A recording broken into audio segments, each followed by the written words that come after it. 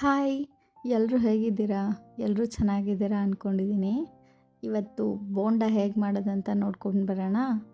ಯಾರ ಮನೇಲಿ ಬೋಂಡ ಮಾಡಲ್ಲ ಹೇಳಿ? ಯಾರಾದರೂ ರಿಲೇಟಿವ್ಸ್ ಬಂದರೆ, ಸಡನ್ನಾಗಿ ಯಾರಾದರೂ ಬಂದರೆ ನಾವು ಫಸ್ಟ್ ಮಾಡೋದೇ ಬೋಂಡ ಅಲ್ವಾ? ಹಾಗಿದ್ರೆ ಬನ್ನಿ ರೆಸಿಪಿ ಹೇಗೆ ಮಾಡೋದಂತ ನೋಡ್ಕೊಳ್ಳೋಣ. ನಾನೊಂದು ದೊಡ್ಡ ಪಾತ್ರೆ ತೊಗೊಂಡಿದ್ದೀನಿ. ಪಾತ್ರೆಯಲ್ಲಿ ನಾನು 5 ಮೀಡಿಯಮ್ ಸೈಜ್ ದೊಡ್ಡ ಈರುಳ್ಳಿನ ತೊಗೊಂಡಿದ್ದೀನಿ. ಹಾಗೆ ಅದಕ್ಕೆ 2 ಗರಿ ಕರಿಬೇವಿನ ಸೊಪ್ಪನ್ನ ಸಣ್ಣ ಸಣ್ಣದಾಗಿ ಹೆಚ್ಚಿಟ್ಕೊಂಡು ಹಾಕ್ಕೊಂಡಿದ್ದೀನಿ.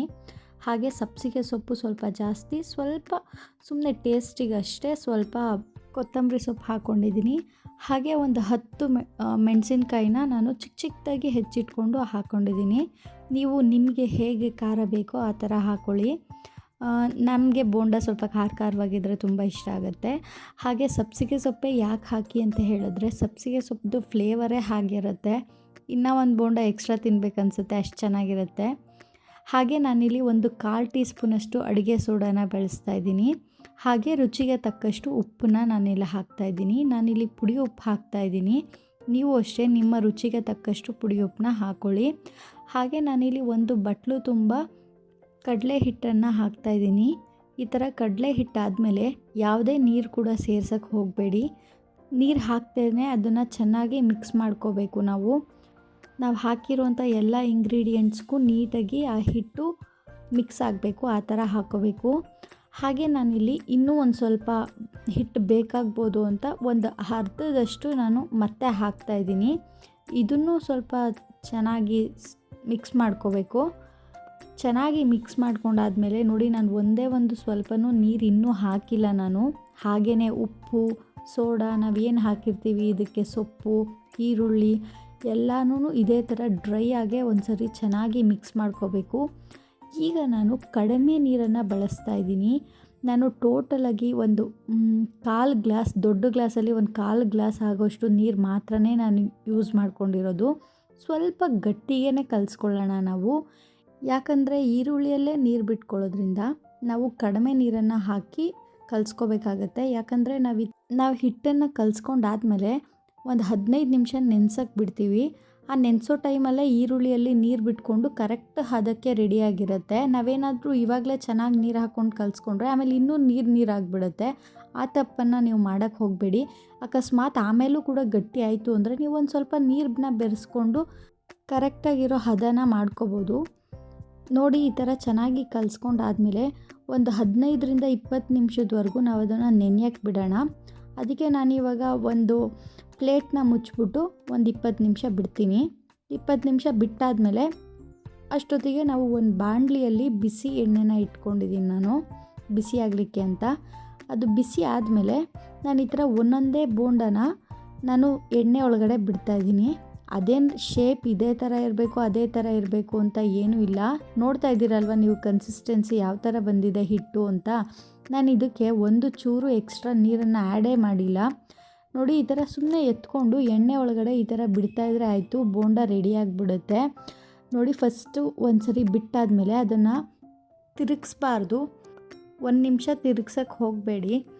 1 ನಿಮಿಷ ಆದಮೇಲೆ ಲೈಟಾಗಿ ಗೋಲ್ಡನ್ ಕಲರ್ ಕಾಣಿಸುತ್ತೆ. ಆವಾಗ ನೀವು ಎಲ್ಲನೂ ತಿರುಗಿಸ್ಕೋಬೇಕಾಗತ್ತೆ. ಎಲ್ಲನೂ ಒಂದೊಂದೇ ತಿರುಗಿಸ್ಕೊಂಡು ನೀಟಾಗಿ ಲೋ ಫ್ಲೇಮಲ್ಲಿ ಬೇಯಿಸ್ಕೋಬೇಕಾಗತ್ತೆ. Low flame or medium low ಫ್ಲೇಮಲ್ಲಿ ಬೇಯಿಸ್ಕೊಳ್ಳಿ.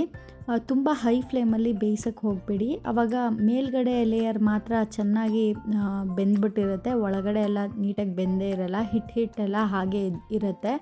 ಅದಕ್ಕೆ ನೀವು ಆ ಥರ ಮಾಡಬೇಡಿ. ಲೋ ಫ್ಲೇಮು ಇಲ್ಲಾಂದರೆ ಮೀಡಿಯಮ್ ಲೋ ಫ್ಲೇಮಲ್ಲಿ ಇಟ್ಕೊಂಡು ನೀವು ಬೇಯಿಸ್ಕೊಳ್ಳಿ. ಒಂದು 10 ನಿಮಿಷ ಚೆನ್ನಾಗಿ ಬೇಯಬೇಕಾಗತ್ತೆ ಇದು. ಆವಾಗವಾಗ ಯಾವ ಕಡೆ ಬೆಂದಿಲ್ಲ ಆ ಕಡೆ ನೀವು ನೀಟಾಗಿ ತಿರುಗಿಸ್ಕೊಂಡು ಆ ಕಡೆ ಬೇಯಿಸ್ಕೋಬೇಕಾಗತ್ತೆ. ಒಂದೇ ಕಡೆ ಬಿಟ್ಟರೆ ಅದು ಎಲ್ಲ ಸೀದೋಗ್ಬಿಡುತ್ತೆ. ಆ ಥರ ಮಾಡೋಕ್ಕೆ ಹೋಗಬೇಡಿ. ನೀವು ಇಲ್ಲಿ ಬೋಂಡ ಹಾಕಿಬಿಟ್ಟು ಆಮೇಲೆ ಬೇರೆ ಕಡೆ ಹೋದರೆ ಅದೆಲ್ಲ ಸೀದೋಗ್ಬಿಟ್ಟಿರುತ್ತೆ. ನೀವು ಬೋಂಡ ಹಾಕಿದ್ಮೇಲೆ ಅಲ್ಲೇ ನಿಂತ್ಕೊಂಡು ಯಾವ ಕಡೆ ಬೆಂದಿಲ್ಲ ಆ ಕಡೆ ತಿರುಗಿಸ್ಕೊಂಡು ನೀವು ಬೇಯಿಸ್ಕೊತಾ ಇರಬೇಕಾಗತ್ತೆ. ಅಷ್ಟೇ. ಆ ಥರ ಬೇಯಿಸ್ಕೊಂಡು ಎತ್ಕೊಂಡ್ರೆ ಬೋಂಡನೇ ರೆಡಿ ಆಗಿಬಿಡುತ್ತೆ. ನಿಮ್ಮೆಲ್ಲರ ಮನೆಗಳಲ್ಲೂ ಬೋಂಡ ಮಾಡೇ ಇರ್ತೀರ. ಇದು ನಮ್ಮ ಮನೇಲಿ ಹೀಗೆ ಬೋಂಡ ಮಾಡೋದು. ನಿಮ್ಮ ಮನೇಲಿ ಹೇಗೆ ಮಾಡ್ತಾರೆ ಅಂತ ನನಗೆ ಕಮೆಂಟ್ಸಲ್ಲಿ ತಿಳಿಸಿ.